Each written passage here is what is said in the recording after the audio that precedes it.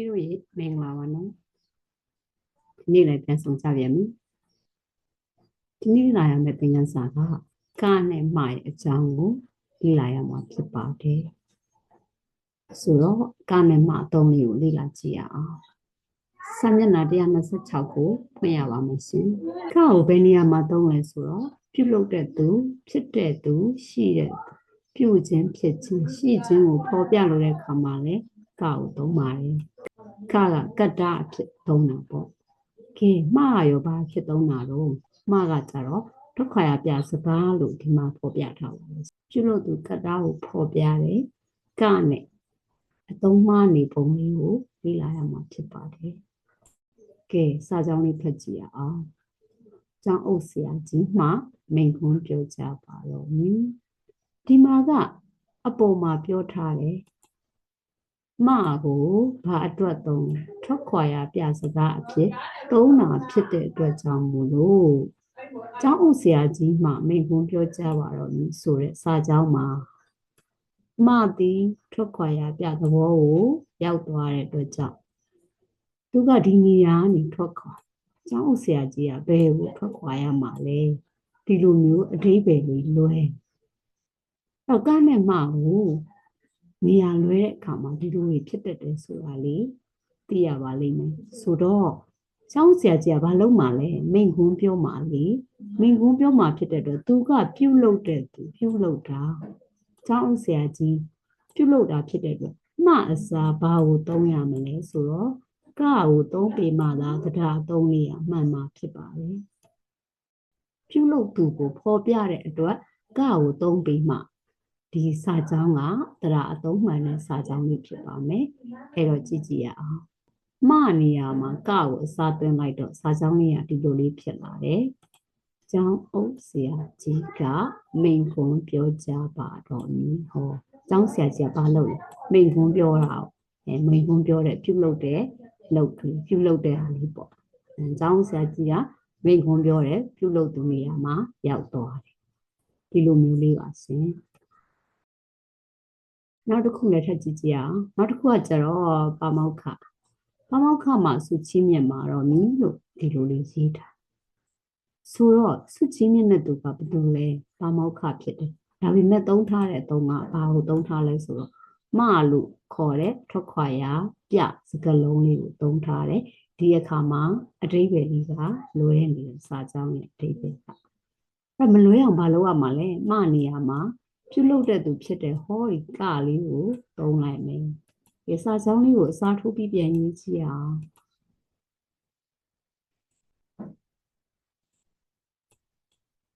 ပါမောက္ခကစုချီးမြင့်ပါတော့နီးဒီလိုမျိုးလေးရေးမှလားမှန်မှာဖြစ်ပါလို့ရှင်ဒီစာကြောင်းဒီအမှန်ဒီစာကြောင်းဒီအမှန်ဒီစာကြောင်းဒီလိုရေးရင်မှားပါတယ်လို့သူကဒါဆိုရင်ကအတုံးလေးသိသွားလက်ဆိုမှားကိုဘယ်နေရာမှာသုံးပါလဲမှားအတုံးလေးသုံးပြပါမယ်ထွက်ခွာရပြခြင်းသဘောကိုပြောတဲ့အခါမှာမှားကိုသုံးရတာဖြစ်ပါတယ်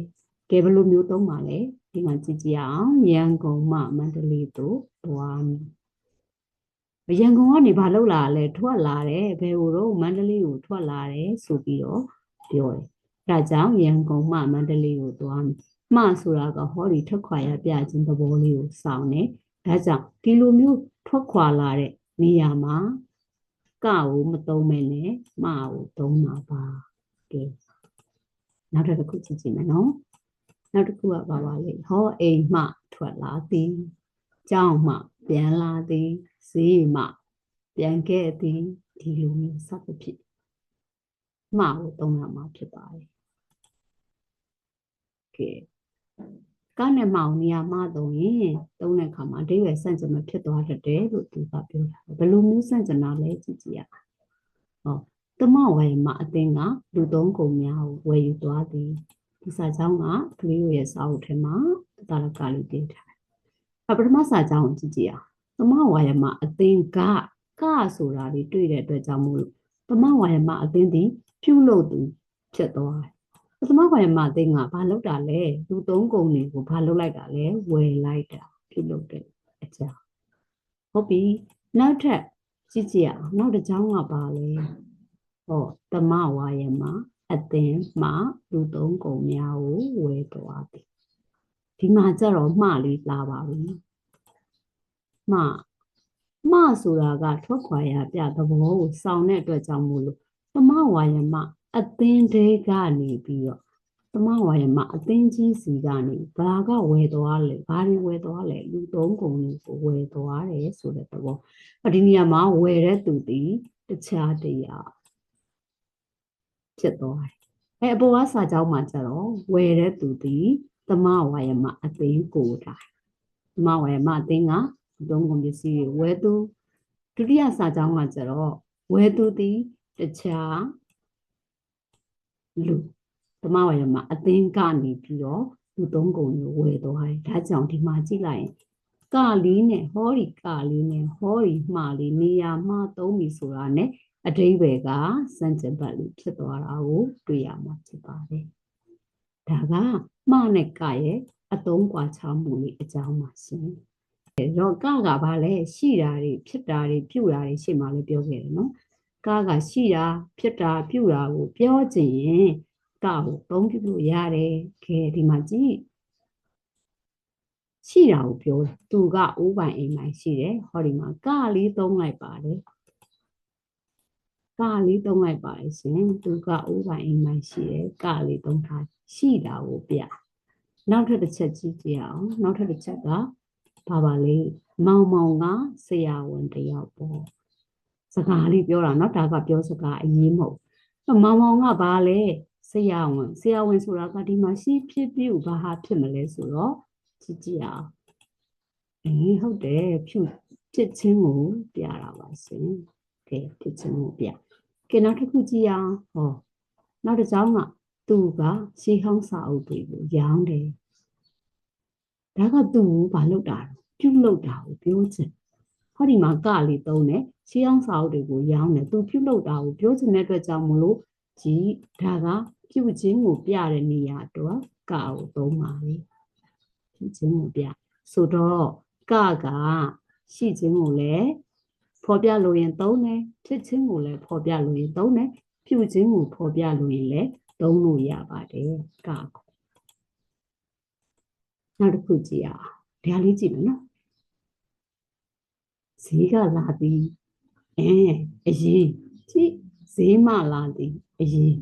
ကဘယ်နေရာမှာသုံးလို့ရသေးလဲဆိုတော့ထွက်ခွာရအပြအနေနဲ့လည်းသုံးလို့ရပြန်ပါသေးတယ်ဈေးကလာသည်ဈေးမှလာသုံးလို့ရတယ်အရေးရောအပျော်ရောနှစ်မျိုးသုံးလို့ရပါတယ်ကမှာကဲဒီမှာအပျော်လေးကြည့်အောင်ဈေးကလာတယ်ဈေးကလာတယ်ဈေးကလာသည်ဒါသည်အရေးပုံစံလေးဈေးကလာသည်ဒါသည်အပျော်ပုံစံလေးဈေးကလာဈေးမှလာသည်ရင်းရောမရဘူးလားရတာပေါ့ဈေးမှလာဒါကြောင့်ဟောဒီကလေးသည်ထွက်ခွာရပြအနေနဲ့လည်းသုံးတယ်လို့ကတ္တာအနေနဲ့လည်းသုံးပါတယ်အပျော်အနေနဲ့လည်းသုံးတယ်အရေးအနေနဲ့လည်းသုံးတယ်ဆိုတာလေးမှတ်သားရပါမယ်ရှင်ဒီမှာတစ်ခုချက်ပြီးစဉ်းစားရမှာကမှကိုကြတော့ဘာမှဘယ်နေရာမှာအသုံးပြုလဲဆိုတော့ထွက်ခွာရပြခြင်းတို့အရေးမှာပဲသုံးရမှာအပြောမှာမှကိုသွားသုံးကြည့်ကြဘလို့ဖြစ်မလဲအပြောမှာမှကိုမသုံးရပါဘူးအရေးမှာပဲသုံးရပါမယ်ဈေးကပြန်လာတာလား